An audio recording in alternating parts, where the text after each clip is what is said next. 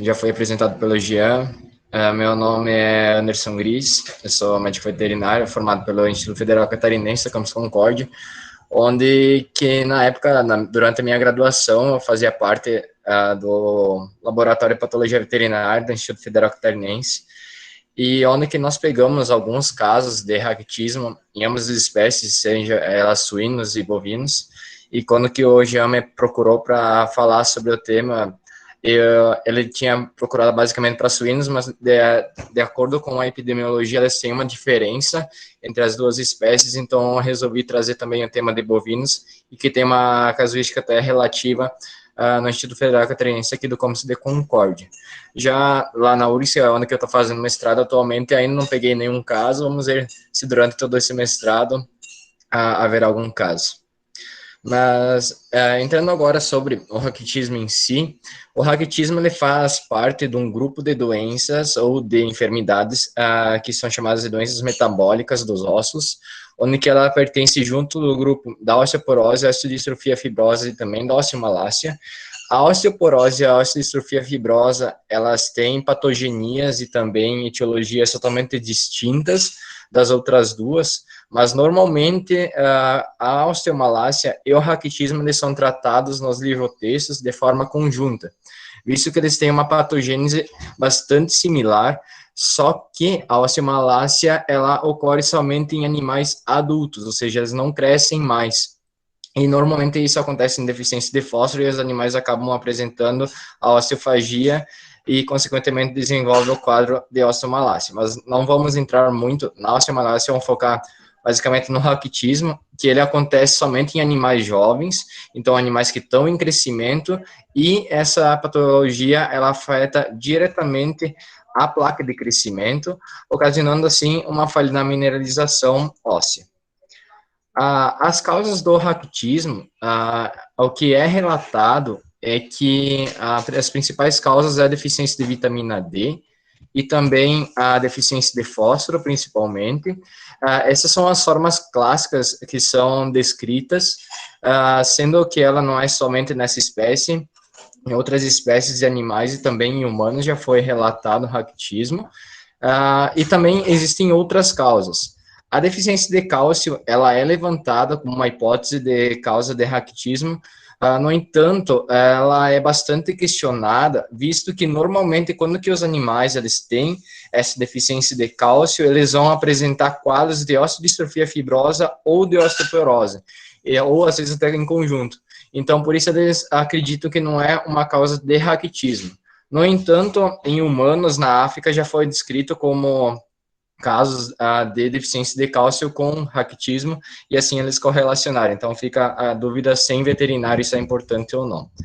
Além dessa deficiência ser dietética, às vezes, na dieta ela tá normal, esses níveis desses minerais e também de vitamina, só que, devido a alguma condição inerente ao intestino, acontece alguma inflamação crônica, e devido a isso tem síndromes de má absorção.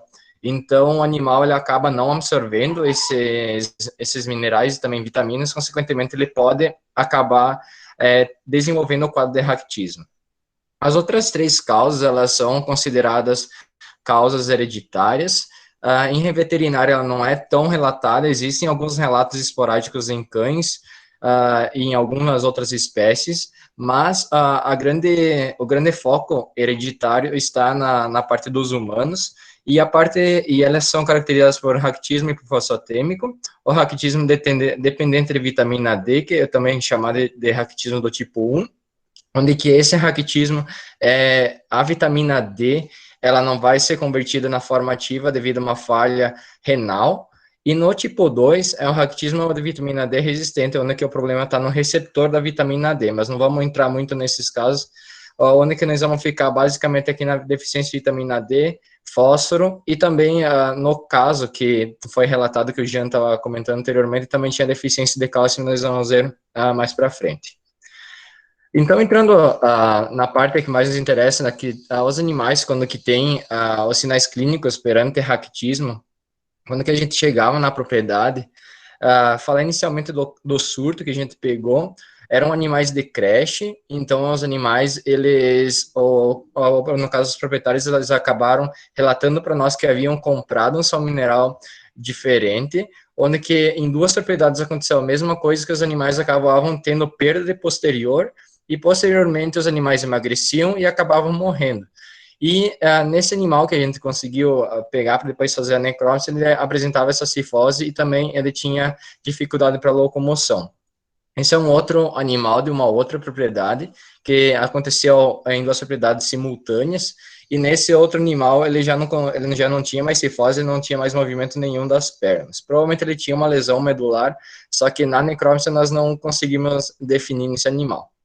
Já nos bovinos, os animais, normalmente os proprietários eles relatam que o animal ele caiu e eles acreditam que seja uma fratura ou alguma outra doença, mas eles não sabem definir o que é. E a gente sempre vê esse aumento, um pouco mais aumento de volume na região do fêmur, que é o osso que normalmente está afetado e que ele está fraturado.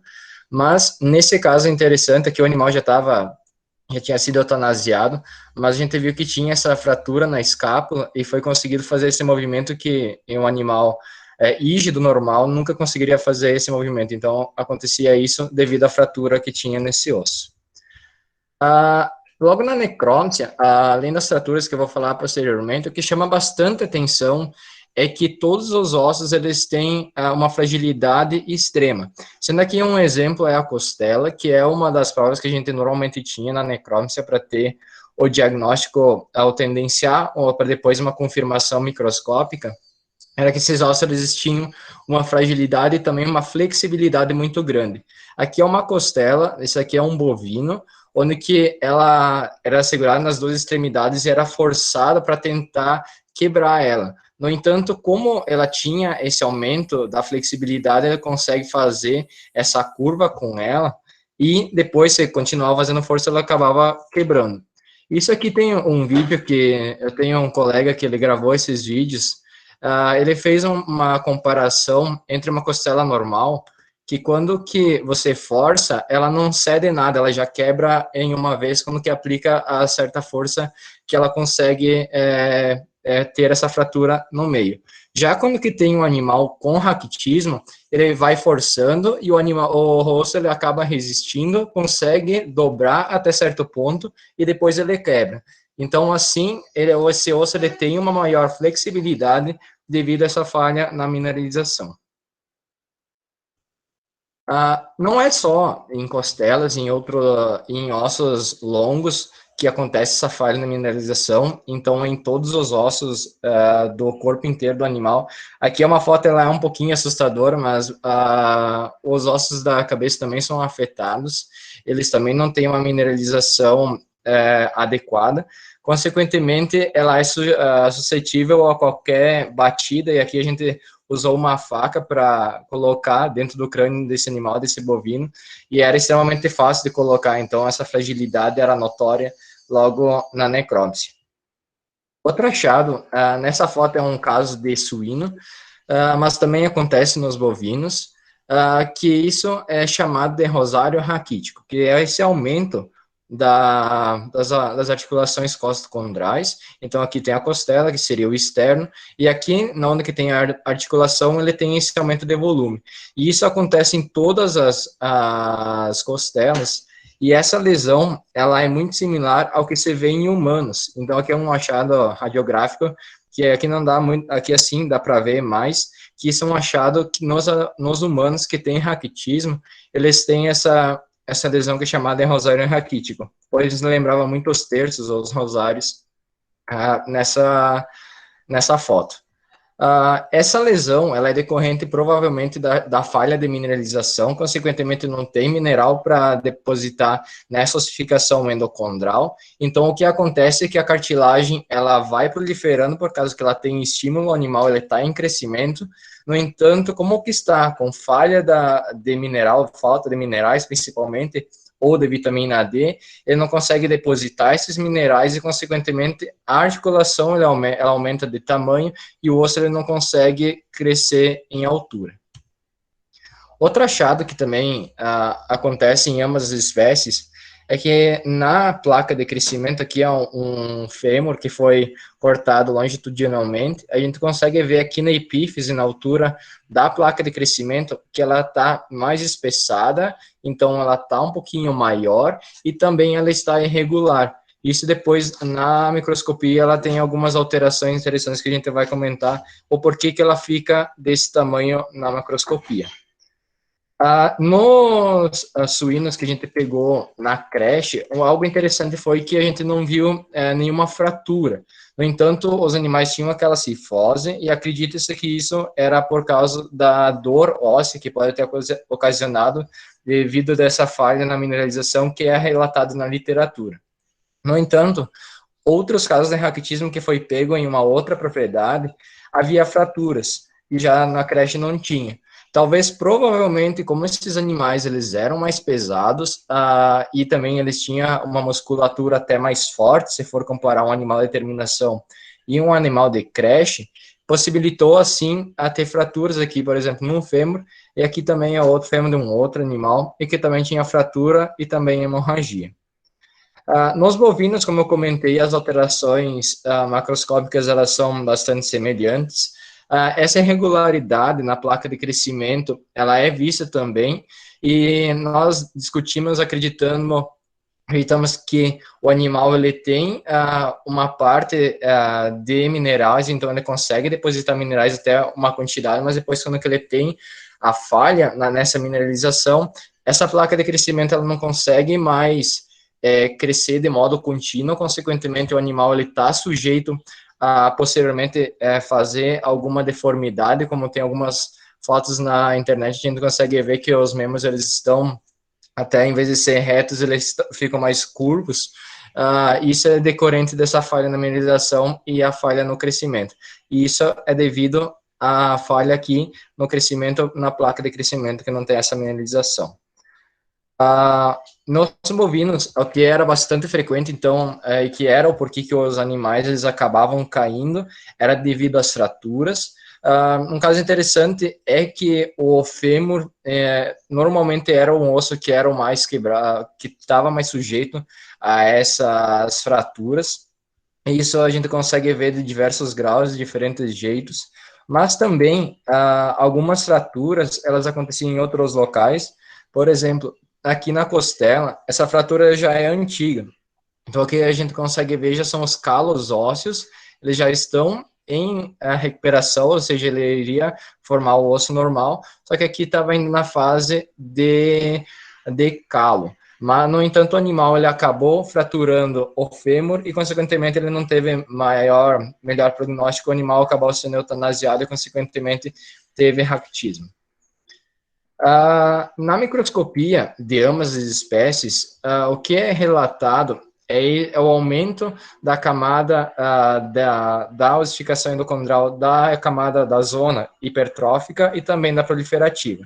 Para ter uma comparação, eu coloquei aqui uma foto de um livro de histologia, é uma placa de crescimento de um cão, onde que apresenta a camada aqui de reserva, que aqui também a gente consegue ver a camada de reserva, depois vem a zona proliferativa, que ela começa aqui, ela vem até aqui, e depois ela começa a hipertrófica, e a partir daqui seria a área de calcificação.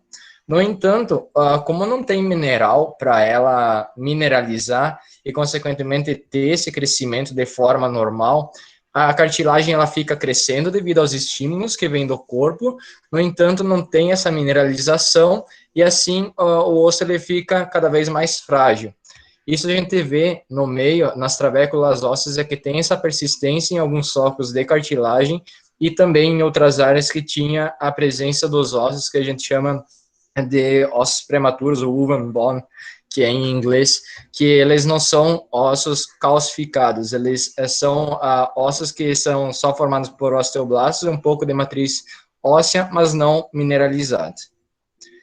Então, para discutir um pouco a diferença entre as duas espécies, os achados são esses que eu comentei anteriormente. No entanto, a epidemiologia de ambos tem alguma diferença. Algo que tem em comum é que normalmente os suínos, a gente sabe que na parte comercial eles são criados em instalações fechadas, eles não têm nenhum contato com o sol. E é algo interessante até que a gente discutia na época no laboratório em Concórdia, que os animais, principalmente na região oeste de Santa Catarina, que é onde a minha família reside também, os animais eles são criados em ambientes fechados. Muitas vezes não tem aqui, tem acesso ao sol, mas nem sempre eles têm acesso ao sol, consequentemente ele não vai conseguir converter a vitamina D. E isso acontece por causa que na síntese da vitamina D é necessário a luz UV, ou seja, os raios UVB, para transformar o dihidrocolesterol que está encontrado na pele, passar todo o efeito na pele, entrar na circulação, chegar ao fígado, ter a primeira hidroxilação, chegar até o rim, fazer a segunda hidroxilação e assim ter a vitamina D ativa. Então, se não tem a luz inicialmente aqui, quando os animais são criados de modo estabulado, esses animais eles acabam que não têm vitamina para absorver os minerais da dieta e assim eles acabam tendo essa deficiência mineral e acaba desenvolvendo o raquitismo e assim afeta também outros sistemas. O interessante é que nos bovinos tinha 18 casos até o final de 2020, isso caracterizava 1,39% do total de diagnósticos do laboratório. E nos suínos, tinha 2 surtos de raquitismo. Um é aquele que foi relatado na creche, o outro é aquele da terminação, onde que no total eram 10 casos. Nos bovinos, uma coisa que a gente, normalmente como eles são criados a pasto, não se tem muita importância ou não se suplementa a vitamina D via sal mineral.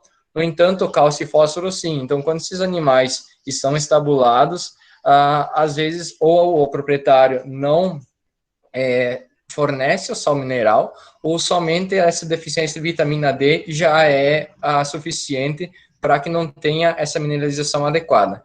Isso é o que a gente sugere que seja a principal etiologia para desenvolvimento do raquitismo nos bovinos.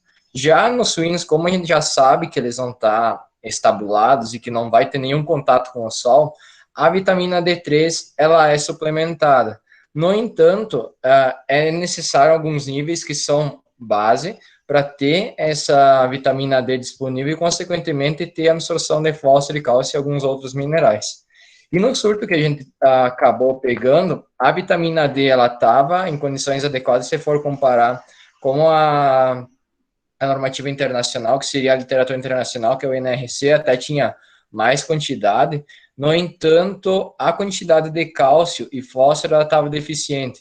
Ela estava em menos 2,7 gramas para cálcio e menos 1,6 gramas para fósforo. E se você olhar a nua e crua, a gente não consegue ter uma noção.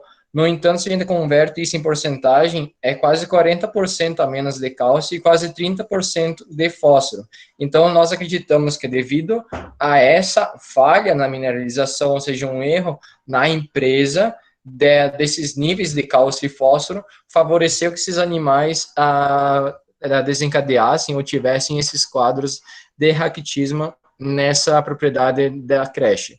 No entanto, quando que teve aquele quadro na terminação, isso não foi comprovado, eu não lembro se foi mandado para análise, mas não tenho os dados agora, se tinha alguma alteração na dieta, mas provavelmente tinha e favoreceu aos animais a desenvolver o raquitismo. Então, esse é o artigo completo que foi publicado na Acta, isso foi no ano passado, então, se vocês quiserem com um pouco mais de detalhes sobre o raquitismo em suínos em si, tem o link aqui, eu deixei o QR Code, vocês podem acessar. E sobre raquitismo nos bovinos, que foi o meu colega, o Tyson, que é aquele dos vídeos, ele que apresentou lá no Indivet sobre isso, então aqui tem um resumo também, com até mais detalhes do que eu apresentei, e se vocês tiverem interesse, eu deixo aqui a literatura recomendada. Já estou finalizando, eu quero só deixar a página do laboratório, para quem não conhece, o Laboratório de Patologia do IFC tem também o Instagram, se vocês quiserem curtir e acompanhar. Alguns dos casos de raquitismo estão publicados nessa página, então vocês podem ver até outras fotos que eu não trouxe aqui, mas basicamente são fraturas e também o rosário raquítico, que são a parte de patologia em si, que é inerente a esses casos.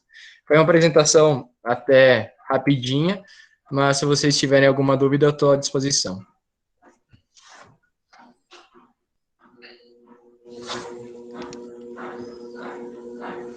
Muito obrigado, Anderson. Foi rápido, mas foi muito proveitosa. Se alguém tiver alguma dúvida.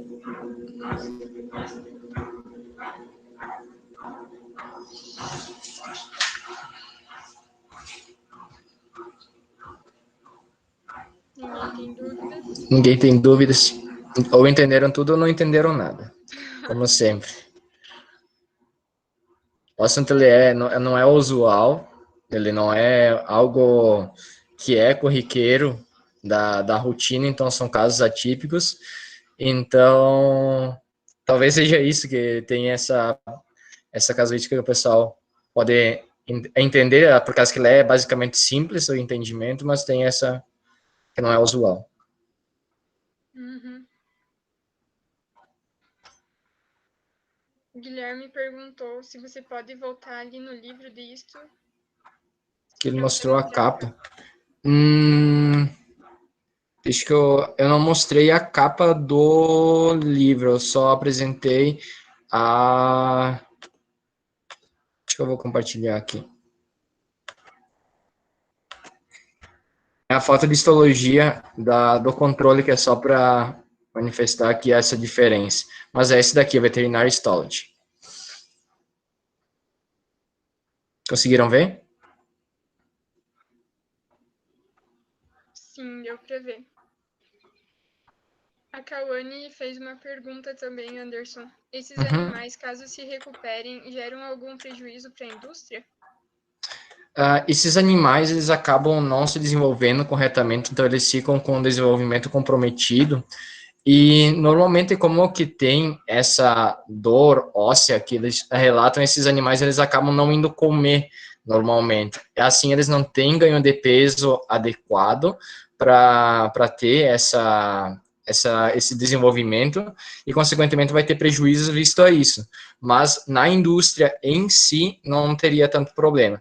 Só que ele vai ter deformidades ósseas devido a essa falha na mineralização, como eu comentei, e esse menor desempenho. Eu tenho uma dúvida. Tem outra dúvida ali. Da Paula Campos. Essa flexibilidade nos ossos, ela acontece mais em alguns ossos ou pode acontecer também de forma generalizada, tipo em todos os ossos? Ela acontece em todos os ossos, no entanto, essa flexibilidade que a gente consegue ver de modo mais aparente, então, são as costelas, então, por isso que a gente consegue fazer essas fotos com ela em curva e também fazer esses vídeos com ela quebrando e ter essa flexibilidade maior. No entanto, quando que é fêmur, ele só tem uma fragilidade maior. No entanto, essa flexibilidade ela não é tão recorrente.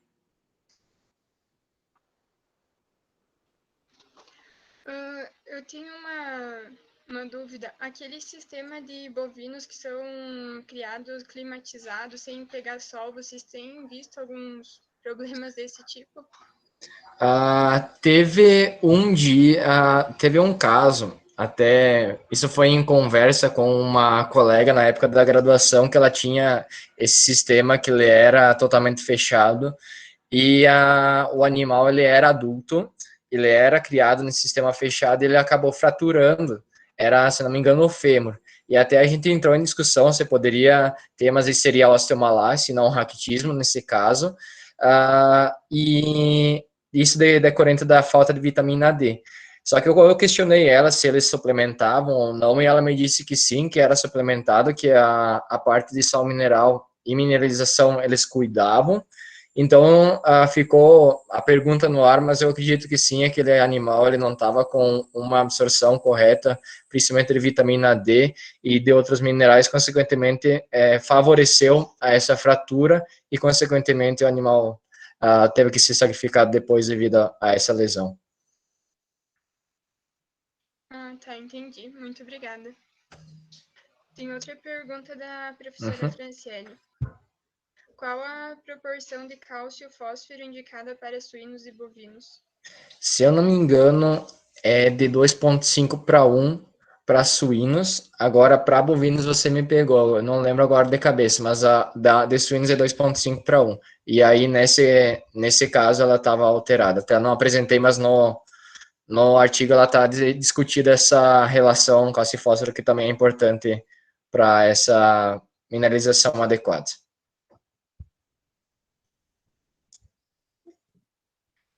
Alguém tem mais alguma dúvida?